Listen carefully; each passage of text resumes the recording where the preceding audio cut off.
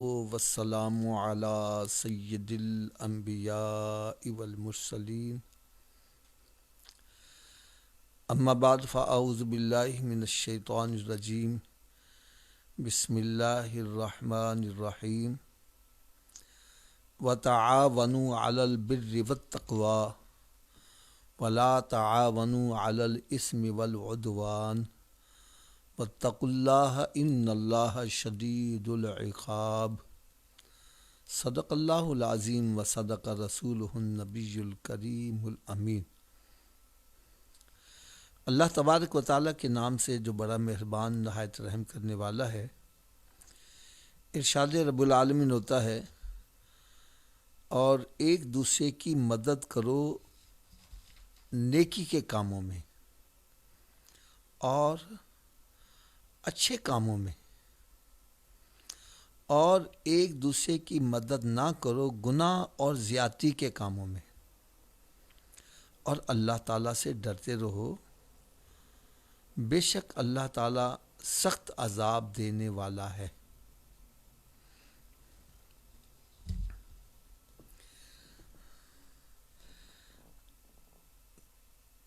اگر حقیقت میں دیکھا جائے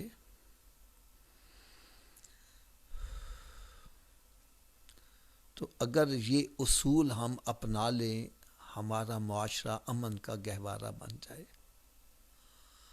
ہم نیکی اور بھلائی کے کاموں میں ایک دوسرے کے ساتھ تعاون کریں اور برائی کے کاموں میں ایک دوسرے کا تعاون نہ کریں، چاہے وہ ہماری اولاد ہو، چاہے وہ ہمارے رشتے میں ہے، چاہے ہمارا وہ قریبی ہے، چاہے وہ کوئی اہم شخصیت ہے۔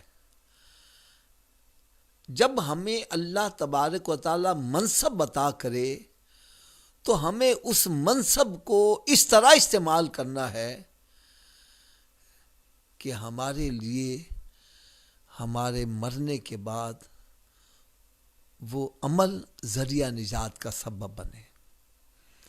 میں یہاں پر حضور داتا گنج بخش رحمۃ اللہ تعالی علیہ کا ایک قول جو مجھے بہت پیارا لگا، ویسے تو ان کے سارے قول ہی بڑے اچھے ہیں، لیکن موقع کی مناسبت سے وہ پیارا قول میں آپ کو سنانے لگا ہوں۔ آپ ارشاد فرماتے ہیں، خوش قسمت ہے وہ بندہ جو خود تو مر جائے لیکن اس کی نیکی زندہ رہ جائے، اور بدبخت ہے وہ بندہ جو خود تو مر جائے لیکن اس کا گناہ زندہ رہ جائے۔ اس سے مطلب کیا ہے؟ اگر ایک بندہ مرنے سے پہلے کسی کو نمازی بنا جاتا ہے، وہ روزے رکھنے والا بنا جاتا ہے، کسی کو قرآن پاک پڑھا جاتا ہے، کسی کو غسل کا طریقہ بتلا دیتا ہے، وہ مرنے سے پہلے کسی کو مسجد میں داخل ہونے کا طریقہ سکھا دیتا ہے، اور اپنی اولاد نیک صالح چھوڑ جاتا ہے، مرنے سے پہلے مسجد بنا جاتا ہے، مرنے سے پہلے کوئی سرائے بنا جاتا ہے، کوئی سبیل لگا جاتا ہے، کوئی کنواں کھدوا جاتا ہے، مرنے سے پہلے وہ نیک کام کر جاتا ہے، تو فرمایا کہ جب اس کو موت آئے گی تو جیسے ہم ایک امتحان گاہ میں پیپر حل کرنے کے لیے جب بیٹھتے ہیں تو جو کویشچن پیپر ہوتا ہے اس کے اوپر لکھا ہوتا ہے ٹائم الاؤڈ 3 hours، تو جب 3 گھنٹے گزر جاتے ہیں تو پھر سپرنٹینڈنٹ کی آواز آتی ہے، stop writing, the time is over, اب لکھنا بند کر دو، ٹائم ختم ہو گیا۔ اب اس کے بعد آپ اس میں کچھ لکھ نہیں کر سکتے، کوئی کمی بیشی نہیں کر سکتے۔ بالکل اسی طرح سمجھو، جب بندہ اس دنیا میں آتا ہے، جب اس کو موت آ جاتی ہے تو حکم ہوتا ہے بس اسٹاپ رائٹنگ کر دو، اب تمہارے نامہ اعمال بند کیا جا رہا ہے۔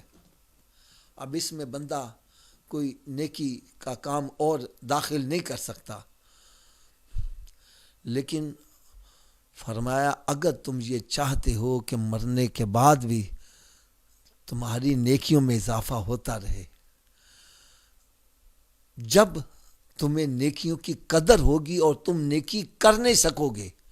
کیونکہ آج تو میں کیا کہتا ہے یار نماز پڑھا کرو، ہم کہتے ہیں یار میرے پاس ٹائم ہی نہیں ہے، یار قرآن پاک پڑھا کرو میرے پاس ٹائم نہیں. میں اس کو صحیح نہیں سمجھتا. میرے نزدیک یہ جواز صحیح نہیں ہے. آپ کہیں گے جی آپ کے پاس یہ جواز کیوں صحیح نہیں ہے؟ تو بھائی میں آپ سے کہتا ہوں کہ آپ نماز پڑھا کرو. آپ کہتے ہیں میرے پاس وقت نہیں ہے. اصل بات یہ ہے کہ ہمارے دل کے اندر نیکیوں کی قدر نہیں، ہمارے دل کے اندر پیسوں کی قدر ہے، نوٹوں کی قدر ہے. ہمارے دلوں کے اندر ویلیو جو ہے وہ مال کی ہے، نیکیوں کی قدر نہیں ہے. آپ کہیں گے جی یہ آپ نے کیا بات کہہ دی؟ اور بھائی دیکھو میں کہتا ہوں بھائی نماز پڑھو گے جنت ملے گی، ہم کہتے ہیں ٹائم ہی نہیں ہے. اب میں آپ سے کہتا ہوں بھائی آپ نمازیں 5 پڑھا کرو، ہر نماز کے بدلے تمہیں 1,00,000 روپیہ ملے گا. پھر میں دیکھتا ہوں کون نماز نہیں پڑھتا. پھر ٹائم خود ہی نکلے گا، پھر سارے پروگرام کینسل ہو جائیں گے. یار آپ ایک چھوٹی سی جھلک دیکھیں، ایک بندے کو یہاں پاکستان کے اندر 1,00,000 روپیہ تنخواہ ملتی ہے، اس کو ہم آفر کرواتے ہیں بھائی تم دبئی آ جاؤ ہم تمہیں 10,00,000 تنخواہ دیں گے. تو وہ بیوی بچے گھر بار وطن سارا کچھ چھوڑ کے، لنگوٹی یاد چھوڑ کے دبئی جانے کے لیے تیار ہو جاتا ہے.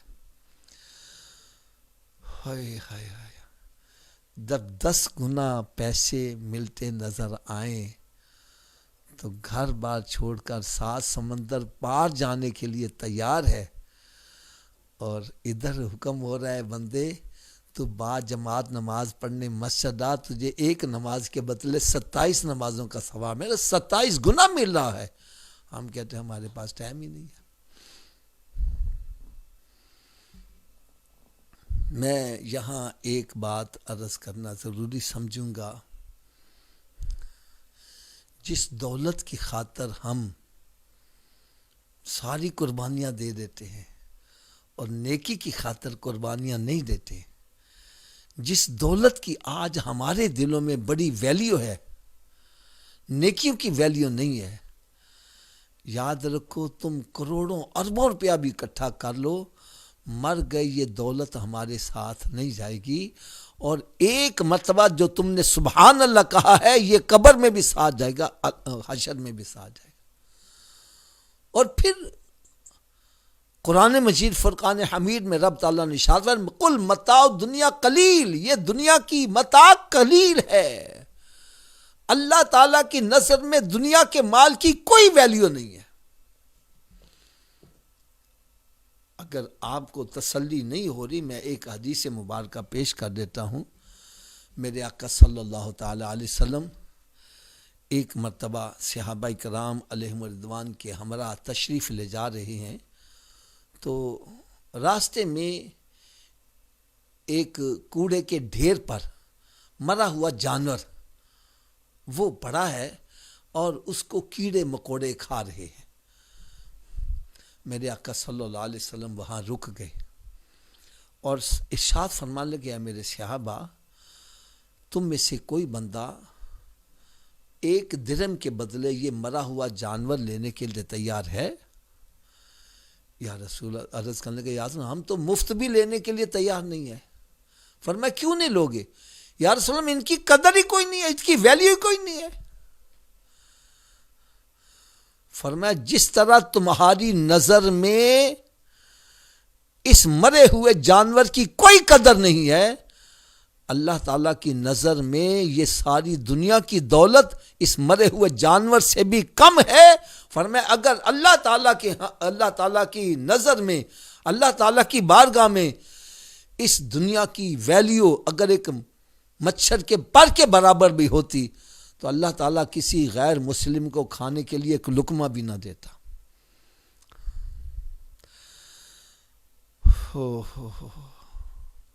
بلکہ ایک حدیث مبارکہ میں آپ کے سامنے پیش کرتا ہوں. حدیث مبارکہ میں آتا ہے کہ سمندر کے اندر انگلی ڈبو کر باہر نکالو، آپ کی انگلی کے ساتھ 1 یا 2 یا 3 قطرے پانی لگ جائیں گے. اب یہ 3 قطرے پانی پورے سمندر کے پانی کے مقابلے میں کیا حیثیت رکھتے ہیں؟ فرمایا دنیا کی ساری نعمتیں، اس میں وائٹ ہاؤس آ جائے، پیرس آ جائے، اس میں جتنی بھی بڑی بڑی بلڈنگیں، بڑے بڑے باغات، یہ ساری آ جائے. فرمایا یہ ساری دولت اکٹھی کی جائے دنیا کی تو جو انگلی کے ساتھ 3 قطرے لگے وہ ہے، اور جنت پورا سمندر ہے. آج ہم قطروں کے پیچھے بھاگ رہے ہیں، سمندر کی طرف کوئی توجہ نہیں ہے. آج ہمارے دلوں کے اندر دولت کی قدر ہے اور نیکیوں کی قدر نہیں ہے. جب دولت کی چمک نظر آتی ہے تو پھر ہم، میرا مطلب ہے کہ سب کچھ چھوڑنے کے لیے تیار ہو جاتے ہیں. میں آپ کو اس سلسلے میں ایک اور مثال عرض کرتا ہوں. اللہ کرے یہ میری بات آپ ہم سب کے دلوں پر چوٹ کر جائے. میری ایک عادت کہ میں صبح جب فجر کی نماز کے وقت اٹھتا ہوں تو میری کوشش ہوتی ہے کہ گھر والوں کو بھی اٹھایا جائے کہ وہ بھی اٹھ کے نماز پڑھ لیں. تو الحمدللہ کچھ اٹھ کر پڑھ لیتے ہیں. تو کچھ یہ اس وقت کی بات ہے کہ ایک ہمارے گھر میں بزرگ تھے، ان کو میں نے جب اٹھانا نا تو وہ میرے ساتھ ناراض ہو جاتے. سردیوں کے دنوں نے میں نے ان کو پکڑ کے ہلانا، میں نے کہا اٹھ جائے نماز پڑھ لیں، تو وہ پھر ناراض ہو جاتے. ناراض کس وجہ سے؟ وہ کہتے اوے تمہیں ہمیں بیمار کرنا چاہتے ہو، سردی بڑی ہے، آرام آرام سے بستر سے باہر نکلیں گے، تم کہتے ہو جلدی سے باہر نکل کے تو جناب اپنا جائیں تو بندہ گرم ٹھنڈا ہو جائے تو بیمار ہو جائے گا، تم ہمیں بیمار کرنا چاہتے ہو، ہم پڑھ لیں گے آرام سے. تو آپ جانتے ہیں جب آہستہ آہستہ سے بستر سے بندہ باہر نکلے تو پھر سورج بھی باہر آ ہی جاتا ہے. بہرحال میں اپنا سلسلہ جاری رکھتا، کوئی اٹھے یا نہ اٹھے، ہمارا کام تو نیکی کی دعوت دینا ہے. میں وہ نیکی کی دعوت دیتا رہتا. ایک مرتبہ جب میں صبح اٹھا تو ہمارے دروازے کے اوپر کسی نے دستک دی، اور صبح صبح جب دروازہ کھٹکے تو پھر بندہ کہتا ہے یار اللہ خیر ہی کرے. خیر میں نے دروازہ کھولا تو دیکھا باہر ایک بندہ کھڑا ہے. مجھے کہنے لگا جی آپ کی دکان جو ہے نا وہ شالامار لنک روڈ پر جو دکان ہے نا اس میں چوری ہو گئی ہے، اس کا دروازہ ٹوٹا ہوا سامان کسی نے باہر پھینکا ہوا ہے، تو آپ وہاں چلے. آپ یقین جانو میں آپ کو صحیح بات بتلا رہا ہوں، جس سے بھی میں نے کہا بھائی دکان پہ چوری ہو گئی ہے، اب کسی نے یہ نہیں سوچا کہ ہوا لگ جائے گی، وہ بستر اٹھا کے پھینکاؤ، مارو فلانو، او یہ فلان کو بلا لو، ایسے کرو یوں کرو. یا جب نماز قضا ہوتی نظر آئی تو صحت یاد آ گئی. جب مال کا نقصان جاتا نظر آیا، نقصان ہوتا نظر آیا چند ٹکوں کا، تو پھر صحت سب کچھ بھول گیا. آج یہ سب کچھ کیا ہے؟ ہمارے دلوں کے اندر دولت کی محبت ہے، ہمارے دلوں میں نیکیوں کی قدر نہیں ہے. اس لیے ہم دنیا میں نیکیاں کرتے نہیں. اور جب نیکیوں کی قدر پیدا ہوگی، قدر کب پیدا ہوگی؟ جب بندہ مر جائے گا. جب مر جائے گا تو پھر اس کو نیکیوں کی قدر پیدا ہوگی، پھر نیکیاں کر نہیں سکے گا. پھر بندہ کہے گا یا اللہ مجھے ایک چانس عطا کر دے، میں واپس جا کے تو ساری زندگی تیری فرما برداری میں گزاروں گا. میں آپ سے ہی سوال کرتا ہوں، کیا چانس مل جائے گا؟ یا جن کو ہم اپنے ہاتھوں سے دفن کر کے آئے ان میں سے کتنے آج تک واپس آئے ہیں؟ اگر یار وہ واپس نہیں، ہم کیسے واپس آ جائیں گے؟ خدا را اپنی اس زندگی کو ضائع نہ کرو. اس دنیا کو کے اندر آئے ہیں as you sow so shall you reap, جیسا بیجو گے ویسا ہی کاٹو گے، نیک اعمال کرو گے تو نیکی کا پھل بھی اچھا ملے گا، گناہ کے کام کرو گے تو برائی کا پھل پھر وہ برائی ملے گا۔ لہٰذا اللہ تبارک و تعالیٰ کی گرفت سے بچو، اس کے عذاب سے بچو۔ آج اگر جلتی ہوئی سگریٹ پر ننگا پاؤں آ جائے، برداشت نہیں کر پاتے تو دوزخ کی آگ کیسے برداشت کریں گے؟ قبر کا عذاب کیسے برداشت کریں گے؟ تو میں حضور داتا گنج بخش رحمۃ اللہ تعالی علیہ کا قول آپ کے سامنے پیش کر رہا تھا کہ آپ فرماتے ہیں خوش قسمت ہے وہ بندہ جو خود تو مر جائے لیکن اس کی نیکی زندہ رہ جائے، کہ مرنے سے پہلے کام ایسے کر گیا ہے کہ خود تو مر گیا ہے، اب خود نماز نہیں پڑھ رہا، لیکن وہ نماز پڑھنے والے جو چھوڑ آیا ہے وہ زمین پر نمازیں پڑھیں گے، ثواب اس کو قبر میں ملتا رہے گا۔ وہ قرآن پڑھنے والے جو چھوڑ آیا ہے، خود قرآن نہیں پڑھا لیکن وہ قرآن پڑھنے والے جو چھوڑ آیا ہے وہ زمین پر قرآن پڑھیں گے، ثواب اس کو قبر میں پہنچتا رہے گا۔ نیک اولاد چھوڑ آیا ہے، نیک اولاد زمین پر کام کریں گے نیکی کے، ثواب اس کو قبر میں پہنچتا رہے گا۔ خدا را کوشش کرو دنیا کے اندر ایسے کام کر کے جاؤ، اپنی اولاد کے ساتھ نیکی کے کاموں میں بھلائی کرو، تعاون کرو، ان کو حافظ قرآن بناؤ، ان کو عالم دین بناؤ، ان کو نیکی کے راستے پہ لگاؤ۔ آپ اپنے رشتہ داروں کو، عزیز و اقربا کو اس کے ساتھ نیکی اور بھلائی کے کاموں میں تعاون کرو۔ آج ہم نیکی اور بھلائی کے کاموں میں تعاون کرنے کے بجائے گناہ کے کاموں میں تعاون کر رہے ہیں۔ میں تو ایک بات سوچ رہا تھا، حدیث پاک میں آتا ہے کہ جوانی اللہ تعالیٰ کی طرف سے بہت بڑی نعمت ہے، اور بہت کم بندے ہیں جو اس نعمت سے فائدہ اٹھاتے ہیں، زیادہ نقصان ہی اٹھاتے ہیں۔ اور ایک دولت بندے کے پاس آ جائے، یہ بھی اللہ تعالیٰ کی طرف سے نعمت ہے، لیکن بہت کم بندے ہیں جو اس دولت سے فائدہ اٹھاتے ہیں۔ اور ایک فرمایا فرصت، یہ بھی اللہ تعالیٰ کی طرف سے بہت بڑی نعمت ہے، لیکن بہت کم بندے اس سے فائدہ اٹھاتے ہیں، زیادہ تر نقصان ہی اٹھاتے ہیں۔ مثال کے طور پر جوانی کے اندر بندہ رات ساری عبادت میں لگانا چاہے لگا سکتا ہے، 100 نفل پڑھنا چاہے پڑھ سکتا ہے، جوانی کے اندر غریبوں کی مدد کر سکتا ہے، باجماعت نماز پڑھنے کے لیے مسجد میں جا سکتا ہے، اور جوانی کے اندر لوگوں کی مدد کر سکتا ہے۔ لیکن ہم کیا کرتے ہیں؟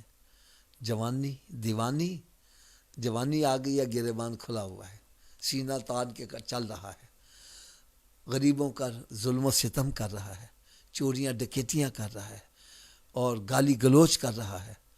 میں حیران ہوتا ہوں، اب رمضان المبارک کا مہینہ ہے، اتوار کے روز میں باہر وہ نہر کے اوپر جاتا ہوں تو اتنا رش لگا ہوتا ہے، نوجوان لڑکے وہ ون ویلنگ کرتے ہوئے جا رہے ہیں، کو گاڑی موٹر سائیکل پہ لیٹ کے موٹر سائیکل چلا لیا اور لوگ اس کو داد دے رہے ہیں، واہ واہ واہ واہ واہ، یہ کیا کر رہے ہیں؟ یہ ہم برائی کرنے والوں کا کہ حوصلہ افزائی کر رہے ہیں۔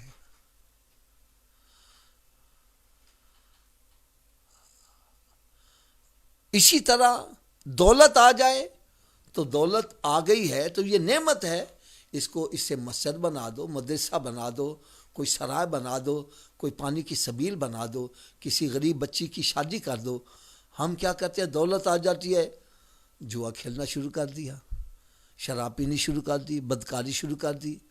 ہم اس دولت سے فائدہ اٹھانے کے بجائے نقصان اٹھاتے ہیں۔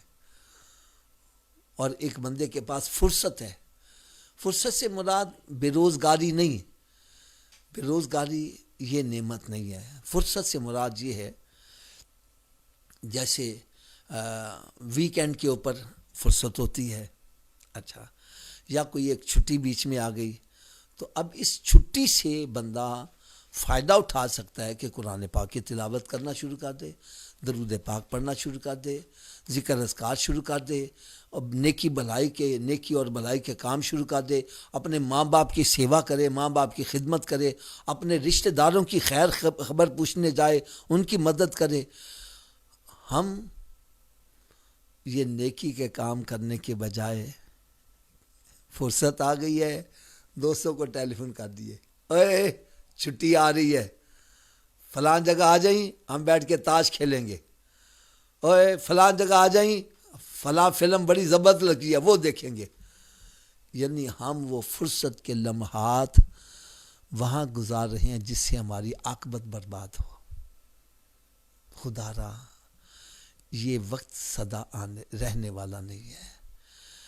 میں تو دوستوں کو مثال دیا کرتا ہوں، یہ ترکی اور شام کے اندر جو زلزلہ آیا ہے، بتلاتے ہیں کہ 1 منٹ بھی پورا نہیں لگا، چند سیکنڈ کے اندر ہزاروں کی تعداد میں لوگ لقمہ اجل بن گئے۔ وہ بلڈنگیں جو شاک پروف بنی ہوئی تھی، کہاں گئی بلڈنگیں؟ ان کے نام و نشان تک مٹ گئے۔ خدا را اگر ان کے ساتھ ایسا ہو سکتا ہے تو ہمارے ساتھ نہیں ہو سکتا؟ کیوں ہم تاخیری حربے اختیار کر رہے ہیں؟ آؤ سچی توبہ کرو، یہ سانس جو اندر گیا ہے پتہ نہیں باہر آنا ہے کہ نہیں آنا، اور پھر یہ رمضان المبارک کا مہینہ، اس کا تو ہر لمحہ ہی بڑا قیمتی ہے، بڑا ہی قیمتی ہے۔ ان لمحات کو اللہ تعالیٰ کی یاد میں گزارو۔ تو حضور داتا گنج بخش رحمۃ اللہ تعالیٰ فرماتے ہیں، خوش قسمت ہے وہ بندہ جو خود تو مر جائے لیکن اس کی نیکی زندہ رہ جائے، اور پھر آگے فرماتے ہیں بدبخت ہے وہ بندہ جو خود تو مر جائے لیکن اس کا گناہ زندہ رہ جائے۔ یعنی مرنے سے پہلے کسی کو پاؤڈر کی طرف لگا گیا ہے، کسی کو جوئے کی طرف لگا گیا ہے، کسی کو شراب کی طرف لگا گیا ہے، اور کسی کو بے حیائی کے کاموں کی طرف لگا گیا ہے۔ یہ گناہ کا کام جو چھوڑ گیا ہے، گناہ کرنے والے جو چھوڑ گیا ہے، اس کے مرنے کے بعد نامہ اعمال تو بند ہو گیا ہے، اب یہ گناہ نہیں کرتا، لیکن گناہ کرنے والے جو چھوڑ آیا ہے وہ زمین پر گناہ کریں گے، عذاب اس کو قبر میں ملتا رہے گا۔ خدا را ایسے کام نہ کرو جس سے ہماری آخرت برباد ہو جائے۔ تو اللہ تبارک و تعالیٰ نے ہمیں بڑا پیارا نسخہ بتلایا، وَتَعَاوَنُوا عَلَى الْبِرِّ وَالتَّقْوَى وَلَا تَعَاوَنُوا عَلَى الْإِثْمِ وَالْعُدْوَانِ۔ نیکی اور بلائی کے کام میں بڑھ چڑھ کر حصہ لو، یہ تعاون کرو ایک دوسرے کے ساتھ، لیکن اگر کوئی ہمیں برائی کی دعوت دے رہا ہے پھر اس کے ساتھ مدد نہ کرو۔ اگر آپ کے پاس کوئی فیصلہ آتا ہے تو گناہ کے کاموں میں اگر آپ اس کی سائیڈ مارو گے تو یہ گناہوں کے اوپر آپ اس کا تعاون کر رہے ہو، اور اگر وہ چاہے جتنا مرضی اونچے لیول کا ہے، اگر وہ غلط کر رہا ہے فوری طور پر یہ غلط ہے یار، ایسی بات نہیں ہے۔ ہمارا اسلام تو ہمیں یہ بتلا رہا ہے کہ اگر میرے آقا صلی اللہ علیہ وسلم کے سامنے کوئی ایسا فیصلہ آ گیا ہے، ایک طرف یہودی ہے اور دوسری طرف ایک نام نہاد مسلمان ہے، اگر مسلمان غلط ہے تو میرے آقا نے اس کو کہا تو غلط ہے، یہ جو فیصلہ ہے اس میں تو غلط ہے، یہ یہودی صحیح ہے۔ میرے آقا صلی اللہ علیہ وسلم نے اپنے پرائے اونچ نیچ کو نہیں دیکھا بلکہ حق کا فیصلہ کیا ہے۔ تو اگر ہم بھی سرکار صلی اللہ علیہ وسلم کے نقش قدم پر چلیں، نیکی اور بلائی کے کاموں میں ہم تعاون کریں، تو معاشرہ جو ہے وہ امن کا گہوارہ بنتا چلا جائے گا۔ اور اگر برائی کے اندر ہم تعاون کریں گے، رشوت لے کر غلط فیصلے کریں گے اور مجرم کی ہم حمایت کریں گے تو ہم گناہوں کو پروموٹ کر رہے ہیں۔ یاد رکھو، یہ گناہوں کے ساتھ جو تعاون ہے یہ ہمارے لیے کہیں گناہ جاریہ نہ بن جائے۔ آؤ اللہ تبارک و تعالیٰ اس کے پاک کلام کو ہم مشعل راہ بنائیں، اور آئندہ ہم اس بات کا پختہ عہد کریں کہ ہم ہمیشہ نیکی اور بلائی کے کاموں میں ایک دوسرے کا تعاون کریں گے، اور گناہوں کے کاموں میں ہم تعاون نہیں کریں گے۔